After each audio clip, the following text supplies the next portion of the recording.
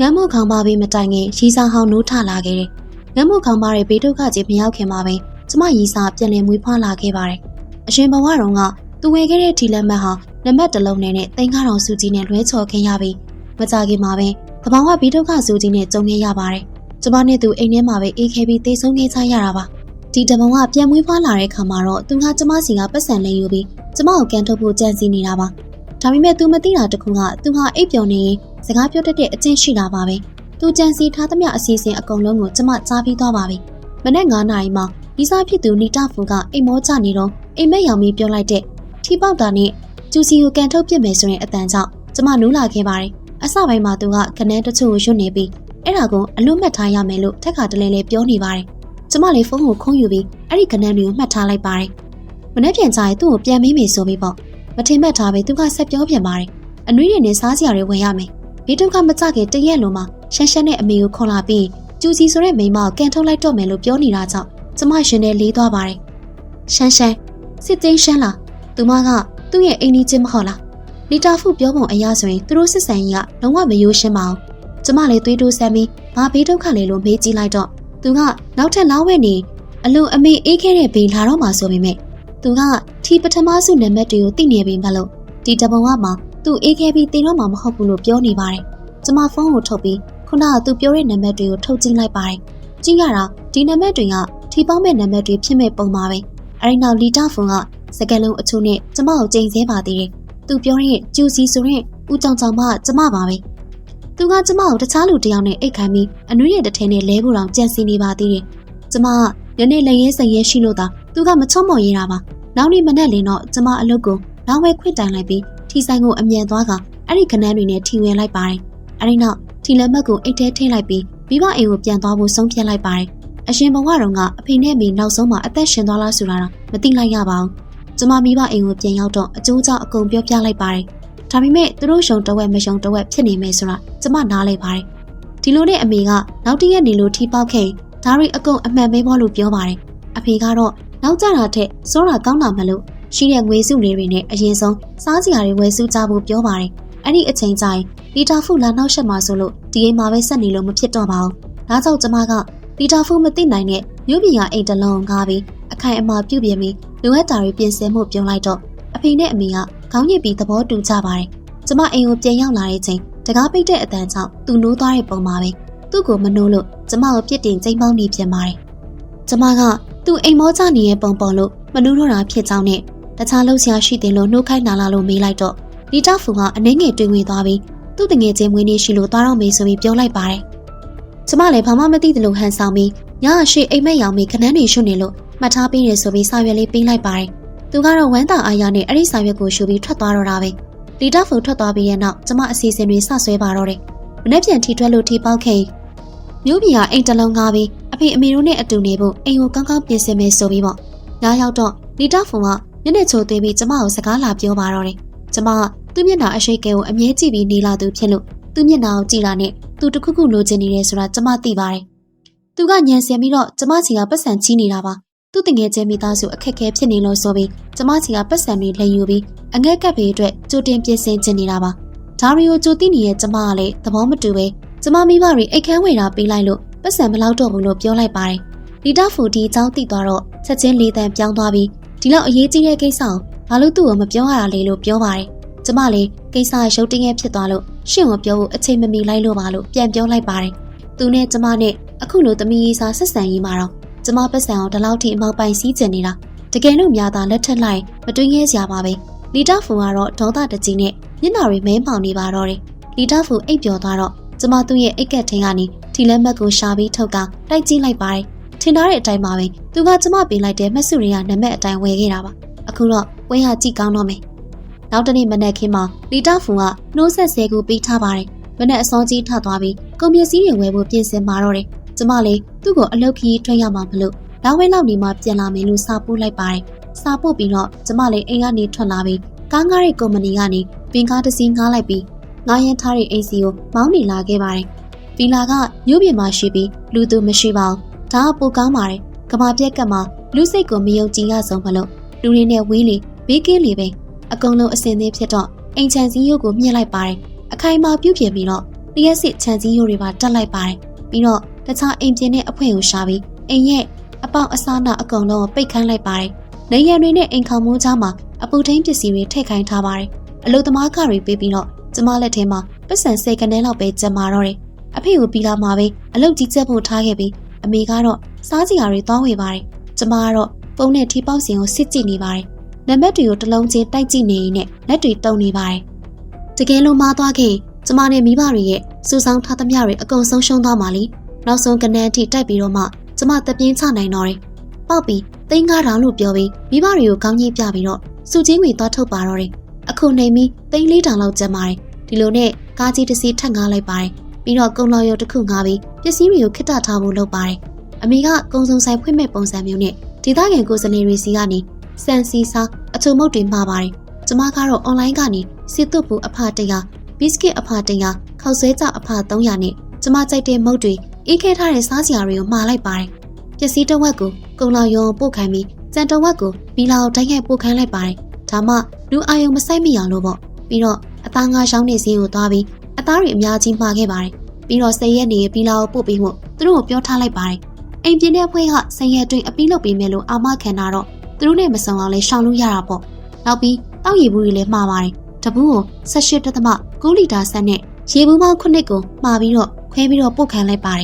်စားစရာတွေဝယ်ပြီးတော့မှောင်သွားပါပြီအမေလည်းတနေ့လုံးဝယ်ထားတာတွေပြီးသွားပါပြီအမေဝယ်ထားတာတွေကိုကြည့်ပြီးဂျင်းကတော့ဟောင်းလီပို့ဆက်လီပဲလို့ကျမချီကျူးမိသွားပါတယ်တနေ့လုံးပင်ပန်းသွားပြီးဖုန်းဖွင့်ကြည့်လိုက်တော့လီတာဖူစီက message တွေအများကြီးပါပဲကျူစီမင်းအဲ့ဒီနေ့ကပြောတဲ့ကနန်းတွေမှတ်ရလားစာတွေ့ချက်ချင်းပြန်အောင်မင်းပဲမလဲအရေးကြီးလို့စားရစာတွေပို့ထားပေမဲ့ကျမကတော့မမြင်ချင်အောင်ဆောင်ပြီးဖုန်းပိတ်ကအိပ်ပျော်သွားပါတယ်ဒုတိယနေ့မှာတော့အနှွေးတွေအကုန်မှားလိုက်ပါတယ်တတိယနေ့မှာတော့လျှက်စစ်မီးဆက်တွေနဲ့စွဲရင်ထုတ်တဲ့စက်ကရိယာတွေဝယ်ပြီးဗီလာကိုပို့ခိုင်းလိုက်ပါတယ်ကဘာပြတ်တဲ့အခါအင်တာနက်ပြတ်ရင်ပြင်းမှာဆိုလို့တက်ပလက်အလုံး900ဝယ်ပြီးအဖေကအိမ်မှာဇလန်းတွေရှိုးရီအကုန်ဓာတ်လို့ဆွဲထားပါတယ်စတုထနေ့မှာတော့အမေကစက်ကလေးအကောင်90ဘဲကလေး90နဲ့တီးနယ်မျိုးစီးတွေဝယ်လာပါတယ်အဲ့ဒီနောက်ရက်တွေမှာတော့ဟိုတီတီပျက်စီးအသေးဖွဲတွေထပ်ဝယ်ကြပါတယ်အခုဆိုရင်လီတာဖူပြောတဲ့ကဘာပြတ်ဖို့4ရက်ပဲလိုပါတော့တယ်အပူချိန်ကလည်းတော်တော်လေးကျနေပါပြီဒါပေမဲ့အခုကစောင်းရသည်ဆိုတော့လူတွေကတိတ်မထူးဆန်းတယ်လို့ပါပဲဒီနေ့ဆောင်ကပိုအေးတယ်လို့ပဲထင်နေကြတာပါကျမတို့လည်းကုံလောင်ရုံးကပစ္စည်းတွေကိုဘီလာကိုအမြဲပြောင်းလိုက်ကြပါတယ်နောက်ဆုံးကဘာမပြတ်ခင်တရက်လုံးမှာကျမနဲ့လီတာဖူနေခဲ့တဲ့အိမ်ကိုပြန်သွားလိုက်ပါတယ်ဘာလို့လဲဆိုတော့သူဒီနေ့သူ့ရဲ့ရှမ်းရှမ်းကိုသွားကြုံမှာကိုသိနေလို့ပါပဲအိမ်ထဲရောက်တော့ပစ္စည်းတွေအပြည့်ပါပဲလီတာဖူမှာပတ်စံမရှိတာကျမသိပါတယ်သူကလူချမ်းသာပုံစံပေါအောင်ကျွေးမိတွေအများကြီးအတင်ခံပြီးတော့ဒီပစ္စည်းတွေကိုဝယ်ထားတာပါကျမအဲ့ဒီပစ္စည်းတွေကိုဓာတ်ပုံရှင်းလိုက်ပါတယ်ပြီးတော့ကျမရဲ့အကောင့်တူကိုအိမ်ချမ်းမြေ group တွေကိုထည့်လိုက်ပြီးတော့အိမ်ထဲကပစ္စည်းတစ်ဝက်ကျော်ကျမတို့ခိုးထုတ်လာခဲ့ပါတယ်လီတာဖူဝတ်ထားတဲ့အနှွေးတွေကိုလည်းအရှိသွေးညက်နဲ့အနှွေးတွေနဲ့လဲထားလိုက်ပါသေးတယ်မထွက်သွားခင်မှာအိမ်ရလွှတ်တဲ့နေရာတွေမှာ CCTV တွေတက်ထားလိုက်ပါတယ်ပြီးလာကိုပြန်ရောက်တော့ CCTV ကိုချက်ချင်းဖွင့်ကြည့်လိုက်ပါတယ်သူတို့အိမ်ပြန်ရောက်တာနဲ့ပစ္စည်းတွေတဝက်ကျော်မရှိတော့တာကိုမြင်ပြီးဆဲဆူတော့တာပါပဲကျူစီဆိုတဲ့မိန်းမလောက်တာတေးကြတယ်ဆိုပြီးလီတာဖူရဲ့အမေကဆဲဆူနေပါတယ်လီတာဖူကတော့အများကြီးမစင်းစားနိုင်တော့ပါဘူးမနေ့ပြန်ဆိုကဘာပြတ်တော့မှာကိုသူ့ဖုန်းကိုကြည့်လိုက်တော့မျက်နှာမဲသွားပါတယ်သူ့ရဲ့ဘန်ထဲမှာပတ်စံ3ပြားဖြစ်နေပါပြီတကုံလုံးနိုင်ရှာတော့မှပတ်စံ2ပြားပဲတွေ့ပါတယ်သူကရှက်ရှက်ကိုတားတောင်းမှန်ပြန်ပါတယ်ရှက်ရှက်ငါ့ကိုယုံမမနေ့ပြန်တကယ်ကဘာပြတ်တော့မှာမလို့ငါ့ကိုပတ်စံလေးနည်းနည်းလောက်ချီးပါအောင်လို့ပြောတော့ရှက်ရှက်ကလည်းမယုံတဝဲယုံတဝဲနဲ့ကျမမှလည်းစုထားတာမရှိဘူးအခုကျမမှရွှဲ3000ပဲရှိတယ်အကုန်ပေးလိုက်မယ်လို့ပြောပါတယ်ခဏအစားအသောက်လေးတွေပါပေးနေတာမြင်တော့ကျမရွှေမိသွားပါတယ်သူတို့နှစ်ယောက်ကတကယ်ကိုဖူးစာဖက်တွေပါပဲအဲဒီနောက်သူကသူ့အမေစီသွားတောင်းပြန်ပါတယ်သူ့အမေကလည်းမျက်နှာပြက်နေပါတယ်လီတာဖုန်းကသူ့ကိုလာခေါ်တော့ကတော့စီးစိမ်ခံရမယ်ဆိုပြီးအခုကျတော့ပတ်စံတွေကုန်နေပြီလို့ပါသူတို့နှစ်ယောက်လည်းထပ်မတောင်းတော့ပဲအပြင်ထွက်သွားကြပါတယ်အကြာကြီးနေမှလီတာဖုန်းကပစ္စည်းအိတ်ကြီးတိန်းနဲ့ပြန်လာတာ CCTV ကနေတွေ့လိုက်ရပါတယ်ဒါပေမဲ့အဲ့လောက်လေးနဲ့တော့နောက်လာမဲ့ပြီးတော့ခေါဘလို့မှမတောက်ခံနိုင်ပါဘူးဒုတိယနေ့မနေ့နိုးလာတော့အိမ်ထဲမှာအပူချိန်ကမနေ့ကထက်တိတိတသားလျှော်နေသွားပါပြီဒီနေ့ကတော့ကဘာပြတ်မဲ့နေပါပဲကျမအောက်ထက်ဆင်းပြီးတကားခွင့်ကြည့်လိုက်တော့အေးစိမ့်တဲ့လေတွေကရိုက်ခတ်လာပြီးကျမတော့လှုပ်ရှားလို့မရတော့ပါဘူးကန်ကောင်းစွာနဲ့အဖေကကျမကိုတွေ့ပြီးအိမ်ထဲကိုဆွဲသွင်းလိုက်တယ်။အားလို့အဝတ်စားများမဝတ်တာလေလို့အဖေကဆိုပြီးအနှွေးတွေလာဝတ်ပေးပါတယ်။အမေကလည်းဂျင်းလက်ဖက်ရည်ပူပူလေးတိုက်ပါတယ်။အဲ့ဒါတောက်ပြီးမှကျမသက်သာသွားပါတယ်။ကမပြက်ကတကယ်ကြီးရောက်လာပါပြီ။မ နေရက်ရှိသွားပြီလဲမသိလိုက်ခင်ပါပဲမြို့ကြီးကတော့နှင်းတွေအောက်မှာဖုံးလွှမ်းနေပါပြီကျမတို့ကတော့ကြိုတင်ပြင်ဆင်ပြီးတော်ရီကဘီလာမှာပုံနေလို့တော်သေးတာပေါ့ကျမမိဘတွေကိုကိုခံအားကောင်းအောင်လို့ဒီနေ့ကစပြီးတနေ့ကို3နာရီ4ကျင်ငန်းလုပ်မယ်လို့ပြောထားပါတယ်နားနေတော့ဖုန်းကိုဖွင့်ကြည့်လိုက်တော့လီတာဖိုစီကဖုန်းခေါ်ထားတာတွေအများကြီးပါပဲကျမကအနှွေးတွေကိုချွတ်လိုက်ပြီးအပူပေးဆက်ကိုဖွင့်လိုက်ပါတယ်အေးမိမမစိုးရင်ရပါဘူးပြီးတော့မိတ်ကပ်တွေနဲ့ကျမမျက်နှာကိုအေးခဲပြီးဒဏ်ရာရနေတဲ့ပုံစံမျိုးလိမ့်ချင်လိုက်ပါတယ်အဲဒီနောက်ပြန်ခေါ်လိုက်တော့သူချက်ချင်းကြိုင်ပါတယ်ကျူစီမင်းကိုဘယ်မှာလဲအိမ်ကပစ္စည်းတွေမင်းယူသွားတာလားလို့မေးတော့ကျမအခုအလုပ်ကိစ္စနဲ့ဟိုတယ်မှာဒီမှာအပူပေးစက်တောင်မရှိဘူးလို့ပြောလိုက်ပါတယ်လီတာဖူကပစ္စည်းတွေကျမယူတာမဟုတ်ဘူးလို့ကြားတော့မှရှိလိုက်ပြီးသူ့စီကပစ္စည်းတွေကိုကင်မရာနဲ့ပြပါတယ်ကြည့်လိုက်တော့ကျမတို့မှရှိတာရဲ့10ပုံတပုံတောင်မရှိပါဘူးအဲ့ဒါကိုကြားနေတာပါဒါပေမဲ့ကျမအန်အောဟန်ဆောင်လိုက်ပြီးရှင်အရန်တော်တာပဲကျမအခုအိမ်ပြန်လာမယ်အဲ့ဒီပစ္စည်းတွေသာရှင်ကျမတို့ဒီဆောင်ရာတီကိုဖျက်ကျော်နိုင်မှာပဲလို့ပြောလိုက်တော့နင့်ကိုငါသားရဲ့ပစ္စည်းတွေပေးသုံးမယ်ထင်နေလားလုံးဝမရစီရဘူးဆိုပြီးအမေဖြစ်သူရဲ့မျက်နှာကြီးကဖုန်းဆက်ခရီနဲ့ကိုတွန်းဝင်လာပါတယ်လီတာဖူကလည်းလှောင်ရည်မင်းကငါပစ္စည်းတွေကိုသုံးချင်တာလားဒါတွေကငါရဲ့ရှမ်းရှမ်းတွဲဆုထားတာအိမ်ကိုလိုချင်လို့သာမင်းနဲ့တွဲနေတာလို့ပြောပြီးသူတို့3ယောက်လုံးရှိကြပါတော့တယ်ကဘာပြတ်တော့မှသူတို့ရဲ့ရှုံးမှန်တွေပေါ်လာတာပေါ့လီတာဖူကကျမအေးစစ်စစ်ဖြစ်နေတာကိုမြင်တော့ဒေါသထွက်ပြီးကျူစီမင်းမငါပစ္စည်းတွေမရှိတေဖို့သာပြင်လာတော့ကဘာပြတ်တာပြီးသွားရင်ဒီအိမ်ကငါ့ရင်ဖြစ်သွားပြီတဲ့သူစကားမဆုံးခင်မှာပဲကျမဖုန်းချလိုက်ပါတယ်ရှင်ကိုအရင်ပြောခွင့်ပေးလိုက်အောင်မယ်ပြီးမှအမြင့်ကြီးကနေပြုတ်ကျစေရမယ်ရှက်အနေငယ်ကြတော့အိမ်ထဲမှာအပူချင်းကအနေတော်ပါပဲကျမဖုန်းဖွင့်ကြည့်တော့အိမ်ချမ်းမြေဂရုထဲမှာစာတစ်စောင်တက်လာပါတယ်လူတိုင်းကိုယ်အိမ်မှာရှိတဲ့ပစ္စည်းတွေကိုဓာတ်ပုံရိုက်ပို့ပေးကြပါကျမတို့အိမ်ကကော်မတီကပစ္စည်းတွေကိုစုပေါင်းပြီးလူတိုင်းကိုမျှဝေပေးပါမယ်လို့ပြောတော့ဂရုတွေကလူအနေငယ်ပဲပစ္စည်းအနေငယ်ကိုဓာတ်ပုံရိုက်ပို့ကြပါတယ်လီတာဖူကတော့တော်တော်လေးလဲပါတယ်သူ့အိမ်ကပစ္စည်းတွေကိုဓာတ်ပုံမပို့ပါဘူးဒါဆိုရင်တော့ကျမကူညီပေးရမှာပေါ့ကျမအကောင့်တူကိုဖွင့်ပြီးလိမ့်ဆောင်နံပါတ်301လီတာဖူတို့အိမ်လို့ပြောင်းလိုက်ပါတယ်ပြီးတော့အရင်ကရိုက်ထားတဲ့ပစ္စည်းတွေအများကြီးပုံတင်လိုက်ပါတယ်ကျမက301ကအိမ်ရှင်မှာကျမအိမ်မှာပစ္စည်းတွေအများကြီးရှိပါတယ်ပစ္စည်းမလောက်တဲ့လူတွေကျမစီလာယူကြပါလို့ပုံလိုက်တော့ဂရုထဲမှာချက်ချင်းဆူညံသွားပါတော့တယ်ကျမ CCTV ကိုဖွင့်ကြည့်လိုက်တော့301တကောင်လူတွေလာထုနေပါပြီလီတာဖူကတော့အိတ်တုံးပါပဲရှမ်းရှမ်းကတကားနောက်မှာကြောက်လို့မဖွင့်ရဲပါဘူးလူတွေကတကားကိုကန်ဖွင့်ပြီးဝင်လာကြပါတယ်လီတာဖူနိုးလာပြီးခင်ဗျားတို့ဘယ်သူတွေလဲဘာလို့ငါ့အိမ်နေရှောင်းနေရလဲလို့မေးလိုက်တော့လူတွေကဒီလိုပြန်ပြောပါတယ်ညီကိုရီဒီမှာငတ်နေတာ301မှာပစ္စည်းတွေအများကြီးရှိတာဘာလို့မခွဲပေးတာလဲလီတာဖူမဟုတ်လားဂရူရီယာဆောင်မတွေ့ဘူးလားဆိုပြီးပေါ့သူ့ဖုန်းကိုကြည့်လိုက်တော့မျက်နှာမဲသွားပါတယ်အကိုကြီးဝဲဒါကျွန်တော်တင်တာမဟုတ်ဘူးတရားရောက်ကကျွန်တော်မနာလို့လို့လောက်တာလို့ပြောလိုက်တော့ဝန်ချန်ကရှိလိုက်ပြီးမနာလို့လို့ဟုတ်မဟုတ်ရှာကြည့်လိုက်ရင်သိတာပဲလို့ပြောလိုက်ပါတယ်ဗီဒီယိုကိုကြည့်နေရင်ကျမကြောချမ်းသွားပါတယ်ဒီနေရာကနေအဝေးကြီးကိုကြိုပြေးခဲ့လို့တော်သေးတာပေါ့မဟုတ်ရင်ကျမတယောက်ထင်သူတို့ကိုဘလို့မှရှင်းဆိုင်နိုင်မှာမဟုတ်ပါဘူးကျမစဉ်းစားနေတော့မှပဲ CCTV ထဲမှာရုံးရင်းဆိုင်ခတ်တွေဖြစ်ကုန်ပါပြီလီတာဖူရဲ့အမေကတော့ငြိမ်ချသွားပါပြီအသက်ခံလိုက်ရတာပါဒါအောင်မြင်တော့လီတာဖူလည်းမခုခံရတော့ပဲတုံရင်ပြီးအနောက်ကိုဆုတ်သွားတယ်ရုပ်တင်းရဲ့ဝန်ချန်ကရှမ်းရှမ်းကိုတတိထားမိပြီးရုပ်မာရဲ့အပြုံနဲ့ရှောက်သွားပါတယ်ရှမ်းရှမ်းကလီတာဖူအကူညီတောင်းတဲ့အကြည့်နဲ့ကြည့်ပေမဲ့လီတာဖူကတော့ခေါင်းငုပ်ပြီးရှမ်းရှမ်းကိုမကြည့်ပါဘူးမကြခင်မှာပဲပစ္စည်းတွေအကုန်အလုခံလိုက်ရပြီးရင်းနဲ့ဘူးနဲ့မုံတစ်ခုပဲကျန်ပါတော့တယ်ကျမ CCTV ကိုပိတ်လိုက်ပါတယ်ဒါတွေကသူတို့ကိုယ်တိုင်ပြုတ်ခဲ့တဲ့ကန်တွေပါပဲအခုကဂီးလာတက်နေရမယ့်အချိန်မဟုတ်ပါဘူးကျမကြွားရမယ့်အချိန်ပါကျမမှရှိတဲ့ပစ္စည်းတွေကိုဓာတ်ပုံရိုက်ပြီးလီတာဖူစီကိုပို့လိုက်ပါတယ်ပြီးတော့ဗီဒီယိုကောခေါ်လိုက်ပါတယ်သူချက်ချင်းကင်ပါတယ်ကျမကကင်မရာရှေ့မှာစက်ပေါင်ကင်ကိုစားပြလိုက်ပြီးသူ့ရဲ့နွမ်းနယ်နေတဲ့မျက်နှာကိုကြည့်ကလောင်ပြောင်မိပါတယ်မင်းကောလိန်နာလားခလူထဲမှာပစ္စည်းပုံတင်တာမင်းမဲမဟုတ်လားလို့မေးတော့ကျမဟုတ်တယ်လေ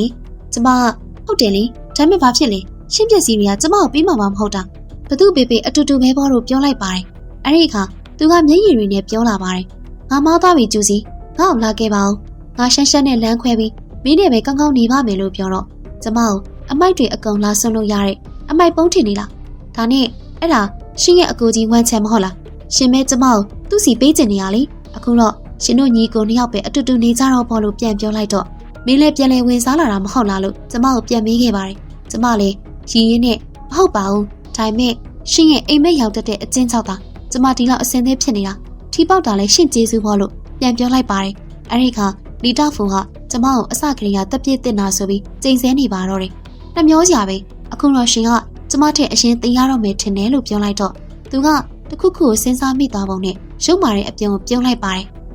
ကျူစီမင်းဘယ်မှာပဲရှိနေငါလိုက်ရှာပြီးတွေ့အောင်လုပ်မယ်လို့ပြောပြီးဖုန်းချသွားပါတယ် CCTV ကနေကြည့်လိုက်တော့သူကအိမ်ထဲမှာတခုခုကိုလိုက်ရှာနေပါတယ်ဒီအိမ်ထဲမှာ CCTV တက်ထားတာမဟုတ်လားတဲ့ကျမကြည့်နေရင်စက်ခရီနီကတခုပြီးတခုမှောင်သွားပါတယ်သူသိတော့မှကျမကြိုတွေးထားပြီးသားပါ CCTV မှာ10ခုလောက်တက်ထားတာမလို့သူမစင်းစားနိုင်တဲ့နေရာတွေမှာအကုန်ရှိပါတယ်နောက်တနေ့မနေ့အမေလုပ်ပြီးတဲ့စားစရာလေးစားပြီး CCTV ပြန်ကြည့်လိုက်တော့လီတာဖူရဲ့ခေါင်းကသွေးတွေထွက်ပြီးလဲနေတာတွေ့လိုက်ရပါတယ်ကျမပြန်ရေးကြည့်လိုက်တော့ရှန်ရှန်ကဝန်ချမ်းတို့အဖွဲ့ကိုပြန်ခေါ်လာတာပါရှန်ရှန်ကလီတာဖူဝတ်ထားတဲ့ပစ္စည်းတွေကိုဝန်ချမ်းကိုပြလိုက်ပြီးအကုန်အလူခံလိုက်လို့ရုံရင်းဆန်ခတ်ဖြစ်နေတော့တယောက်ကလီတာဖူကိုလက်နက်နဲ့ရိုက်ချလိုက်လို့သွေးတွေစီးကျလာတာပါလူတွေပစ္စည်းတွေတဲပြီးထွက်သွားတော့ဝန်ချမ်းကကြံခဲ့ပြီးဓာတ်ကိုကင်ထားပါတယ်သူကငါ့ကိုလိန်အောင်မလို့လားလို့မေးတော့လီတာဖူကတုံတုံရင်ရင်နဲ့ပြန်ပြောပါတယ်